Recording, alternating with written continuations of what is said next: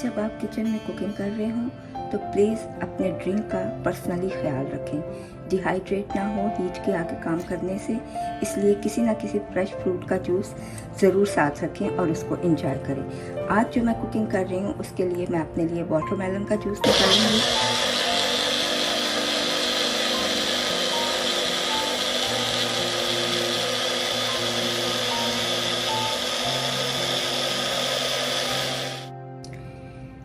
अपने जूस को अच्छा और मज़ेदार मज़ीद बनाने के लिए उसमें एक चुटकी काला नमक ज़रूर शामिल करें। इससे आपको बेहतरीन टेस्ट मिलेगा और आप खूब एंजॉय करेंगे, ना सिर्फ ड्रिंक बल्कि अपनी कुकिंग भी। देसी वेजिटेबल की शॉपिंग मैंने पटेल ब्रदर्स से की, जैक्सन हाइट से। और आज की अपनी रेसिपी यानी आलू बैंगन पकाने के लिए मैंने ये वाले बैंगन सेलेक्ट किए।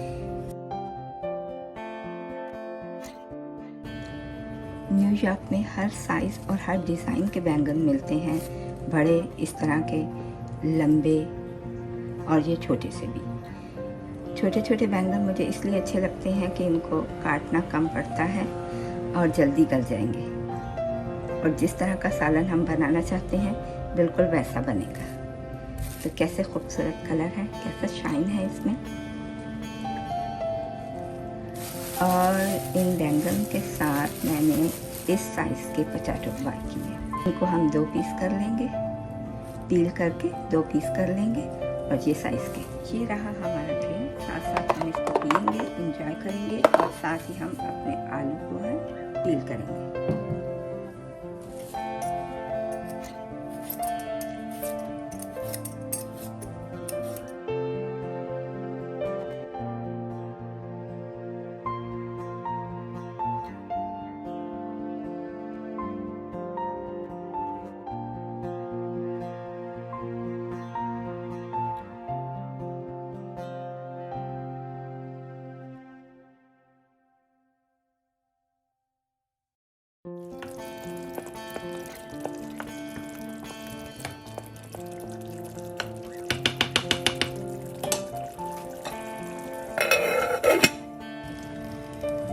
अब हम कट करेंगे इस ब्रिंजल, एगप्लांट, बैंगन, पट्टे, व्हाटएवर यू कॉल इट, जो भी आप इसका नाम लेते हैं। और मैं आज आपके साथ एक बात शेयर करूंगी।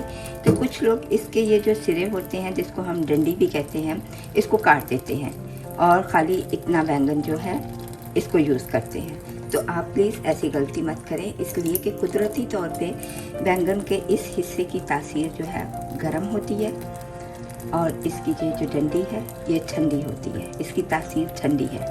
अगर हम इन दोनों को मिल के पकाएंगे तो वो इक्वल हो जाएगी चीज़, और हमें ना वो गर्म लगेगी और ना ठंडी लगेगी। इसलिए इनको आप वेस्ट मत करें, अल्लाह पाक ने बनाई हैं तो ये भी हमारे जिस्म में कुछ मिनरल्स या ग़ज़ाइयत की कमी या किसी चीज़ को तो पूरा करती होंगी, तो इसलिए इनको वेस्ट मत करें।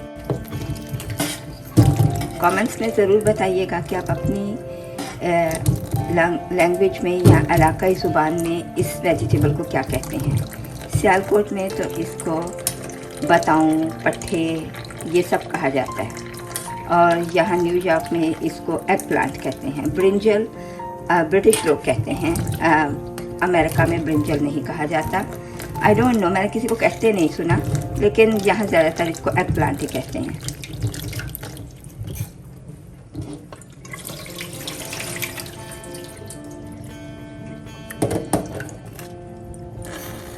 एक दफ़ा हमने इसको रिंस कर लिया। अब इसको काटेंगे कैसे, हम ऐसे पकड़ेंगे इसको और पानी को थोड़ा सा स्लो कर लें। मुझे पानी वेस्ट करना बिल्कुल भी अच्छा नहीं लगता।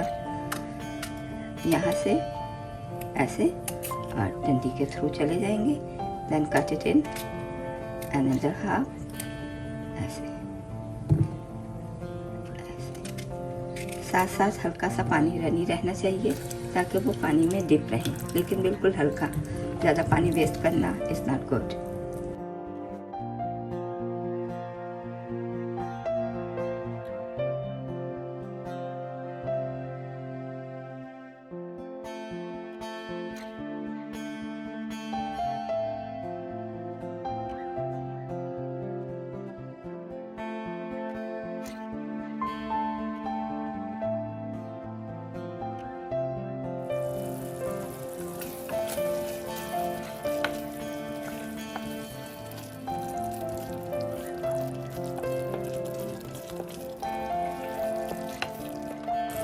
टर्मरिक, और ये टर्मरिक, ये हल्दी हमने घर पर बनाई है। फ्रेश हल्दी लेकर उसको ड्राई करके, उसको क्रश करके, देन उसको पीस के अच्छी तरह पाउडर की शक्ल देके घर में बनाई गई हल्दी है। हम लोग बाज़ार से हल्दी पाउडर लेकर यूज़ नहीं करते। और डिटेल में हल्दी पाउडर आप घर में कैसे बना सकते हैं, फ्रेश हल्दी के साथ क्या क्या करना पड़ता है, उसको कैसे वॉश करना, ड्राई करना और उसको कैसे पाउडर की शक्ल देना है, उसके लिए मैंने एक अलग से वीडियो बनाई हुई है। उसका लिंक मैं डिस्क्रिप्शन में डाल देती हूँ, आप ज़रूर देखिएगा। उससे आपको बहुत से फ़ायदे हासिल होंगे। एक तो आपके पैसे की बचत होगी, बाज़ार से हल्दी बाय नहीं करनी पड़ेगी।